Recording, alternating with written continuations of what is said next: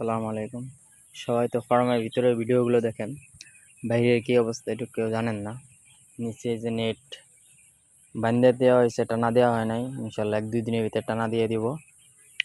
আর এই পাশে এই যে ঘাস আছে, পশ্চিম সাইডেও ঘাস আছে। ওই যে এই পাশে আছে হলো আপনার পুকুর, ফার্মের সামনে ফাঁকা। এই যে খামার, সামনে বাড়ির কথা নেই, জায়গা আছে। আর এই পাশে রয়েছে পুকুর।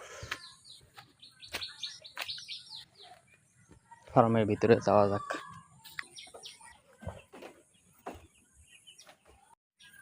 ভিতরটা একটু আন্দার আন্দার, এই কারণে লাইট জ্বালাই দেবো।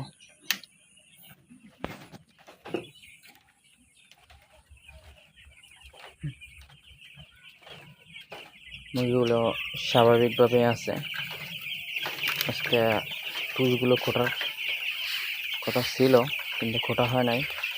আগামীকালকে ইনশাল্লাহ টুলগুলো খুঁটে দেবো। কিন্তু খাবার নাই, একেবারে খাবার নেই।